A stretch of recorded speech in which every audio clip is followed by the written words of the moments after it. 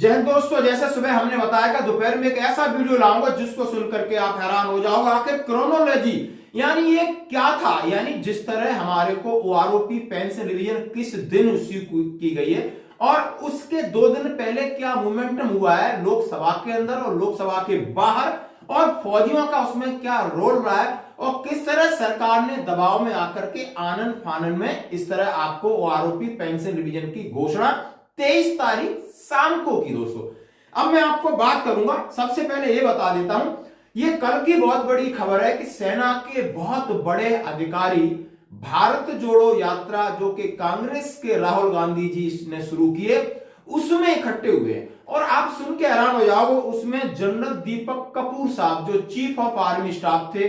और उसमें lieutenant general R के हुड्डा साहब, lieutenant general we K Narula साहब, lieutenant general A M Bhagwat साहब, major general Satvir, major general Dharmendra साहब, lieutenant general DDS Sandhu, colonel, major general RBI यानी रिजर्व बैंक ऑफ इंडिया के प्रमुख रहे हैं, रॉ रिसर्च एंड अलायंस विंग के प्रमुख रहे हैं, यानी बहुत बड़े ब्यूरोक्रेट्स, बहुत बड़े अधिकारी उनके साथ शामिल हुए। सेना के इतने अधिकारी नहीं है, आप जरा पढ़िए, कम से कम 20 से 30 अधिकारी, और इनके पीछे हजारों सैनिक संगठन इनके जो रिप्रेजेंट करते हैं उनके साथ हुए। अब ये बात इस बात की कह रहे हैं कि दबाव बना रहे हैं। जहां तक सरकार अपनी योजनाएं बनाती है, फौज के ऊपर लागू कर देती है, लगातार करती आ रही है, लेकिन कहीं ना कहीं अंतर्द्वंद है लोगों के मन में। और ये बात अब मैं बात कहता हूं कि ये जो सीनियर अधिकारी ये इस तरीके का दबाव बनाने की कोशिश कर रहे हैं कि सैनिकों के साथ, यानी सैनिकों की जी मांगे हैं, सैनिकों के साथ न्याय किया जाए। अब ये होता क्या, हम आपसे हमेशा कहते हैं कि आपको संगठित होना पड़ेगा, किसी संगठन के साथ जुड़ना पड़ेगा। इसका असर आपको बताता हूं। 21 तारीख को यानी 21 दिसंबर को राहुल गांधी जी भूतपूर्व सैनिकों से मिले थे, भूतपूर्व सैनिकों से मिले थे, उनकी विडो से मिले थे, और बहुत सारे लोगों से उन्होंने,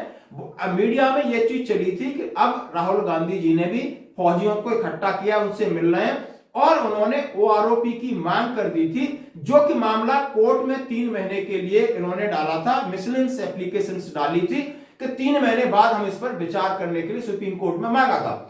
21 तारीख को यह होता है। 22 तारीख को लोकसभा के अंदर कांग्रेस के एक 19 जन केरला के सांसद हैं, उन्होंने इसकी जोर शोर से मांग किया कि आप वन रैंक वन पेंशन को सैनिकों को गुमराह क्यों कर रहे हो, इसको लागू क्यों नहीं कर देते हो, और ये कोर्ट का आदेश है, आपके साथ 8 महीने 9 महीने होने वाले, लेकिन आप क्यों नहीं कर रहे। इसके ऊपर बहुत बड़ा हंगामा हुआ। फिर 23 तारीख को 10-11 बजे ये लोकसभा में उन लोग, उनके जो भी सदस्य हैं कांग्रेस के, उन्होंने प्रेशर बनाया, और बाहर का प्रेशर 21 तारीख का प्रेशर, 22 तारीख का प्रेशर, 23 सवेरे 10 बजे का प्रेशर, शाम को यह प्रेशर सिर पे चढ़ता है, और शाम को 23 तारीख को ओआरओपी की यथावत घोषणा हो जाती है। फटाफट सब लोग टेबल ले लेके अपना अपना फोटो खिंचा के कह देते कि इतना मिलेगा, लाखों करोड़ों अरबों रुपए गिना देते। लेकिन आज हम जिस स्थिति पे, हमें कुछ भी मिलता दिखाई नहीं दे रहा है, समझ में नहीं आ रहा है कि इतना बड़ा बजट है, शायद अफसरों की तरफ शिफ्ट हो गया नीचे, कुछ भी नहीं मिलेगा, मूंगफली वो खाएंगे, छिलके हमारे हिस्से में आएंगे, लग रहा है, ऐसा लग रहा है, सीधा है। यदि लेटर कह रहा है तो ये सत्य है। यदि letter department of ex service welfare का है दोस्तों।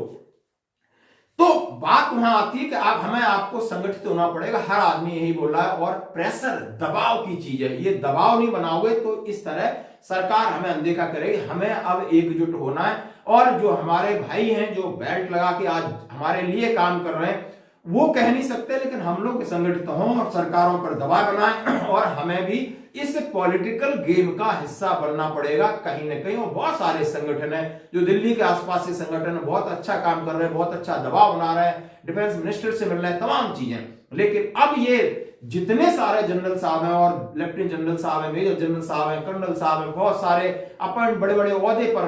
रहे हुए हैं, उनसे एक विनम्र निवेदन है कि इक्वल मिलिट्री सर्विस पे का मामला हो, या जो प्रीमेचर इनको अनदेखी हो रही, उनके लिए बहुत बड़ा सेटबैक है, बहुत बड़ा लॉस्ट होने वाला है। जो डिसेबिलिटी पेंशन के मामले हों, फैमिलीज को जो आश्रित बच्चों के मामले, जो हमारी मांग है, आप उनके सामने रखिए। हमारी मांगे नहीं, वो आपकी भी मांगे, हम सबकी मांगे, और सरकार के ऊपर दबाव बनाइए ताकि अगले आम चुनाव तक सरकार को इन सब चीजों को सोचने के लिए विवश नहीं हो, बिल्कुल सैंक्शन या उनकी अनुमति दे। धन्यवाद।